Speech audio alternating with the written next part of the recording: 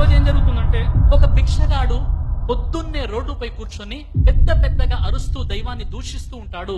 అదే రోడ్డు మీద నుండి ఆ దేశపు రాజుగారు గుర్రపు స్వారీ చేస్తూ వెళ్తూ ఉంటారు.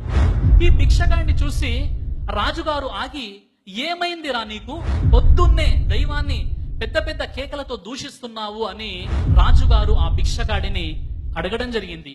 అప్పుడు ఆ భిక్షగాడు ఏమన్నారంటే, మీకేంటి రాజుగారు, మీరు రాజుగారి కుటుంబంలో జన్మించారు, మహారాజులైపోయారు.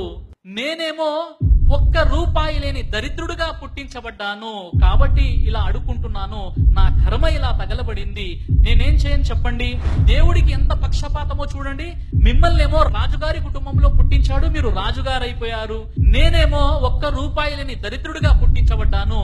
దేవునికి ఎంత పక్షపాతమో అని ఆ భిక్షగాడు రాజుగారికి చెప్పడం జరిగింది. అప్పుడు రాజుగారు ఏమన్నారంటే, నీకు నేను 10,000 వరహాలను ఇస్తాను, నీ చెయ్యి మణికట్టు వరకు కోసుకుంటాను, ఇస్తావా అని రాజుగారు అడుగుతారు. అతడేమంటే, అయ్యో నేను ఏదైనా పట్టుకోవాలంటే నా చెయ్యి ఉండాలి కదా, భలే వారండి, నేను అలా కోసి ఇవ్వను అని అంటాడు. ఆ తర్వాత రాజుగారు ఏమంటారంటే, సరే నీకు 1,00,000 వరహాలను ఇస్తాను, నీ యొక్క మోకాల వరకు కోసుకుంటాను, ఇస్తావా అంటే, భలే వారండి మీరు, అది ఎలా సాధ్యమవుతుంది? నేను నడవడం ఎలా, నేను నిలబడడం ఎలా, పైగా కోసేటప్పుడు విపరీతమైనటువంటి నొప్పి కలుగుతుంది, నేను ఇవ్వను అంటాడు.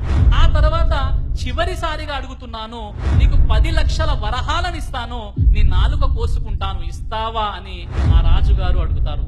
అప్పుడు భిక్షగాడు ఏమంటాడంటే, మీరు నా జీవితాన్ని అడుగుతున్నారయ్యా రాజుగారు, నా నాలుక లేకుంటే నేను జీవితం గడపడం ఎలా, అది సాధ్యం కాదు, నేను ఇవ్వను అని అంటాడు. అప్పుడు రాజుగారు ఏమంటారంటే, నీవు దరిద్రుడవు ఎలా అయ్యావు?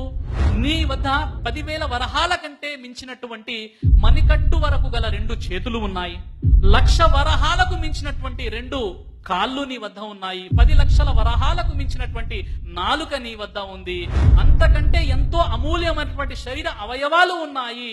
నీకు దేవుడు ఏమీ చేయలేదని నువ్వు ఎలా అంటున్నావు? నీకు దేవుడు ఏదైతే శరీరాన్ని ఇచ్చాడో ఆ శరీరంతో కష్టపడి పనిచేసి పొట్టపోసుకో, అనవసరంగా వ్యర్థ ప్రేలాపనలు చేస్తూ దైవాన్ని దూషించక ఇక్కడ నుండి వెళ్ళిపోని రాజుగారు ఇక్కడ సమాధానం చెప్పడం జరిగింది. మిత్రులారా, దేవుడు మనకేదైతే ఇచ్చాడో ఆ అనుగ్రహాన్ని ఒక్కసారి మనం గుర్తు చేసుకోవాలి. ఆ అనుగ్రహంలో మొట్టమొదటి అనుగ్రహం ఏంటంటే, దైవం మనల్ని మనిషిగా, మానవునిగా పుట్టించాడు. ఈ విషయం మనకు సరిపోదా? ఒక్కసారి మనం ఆలోచించాలి.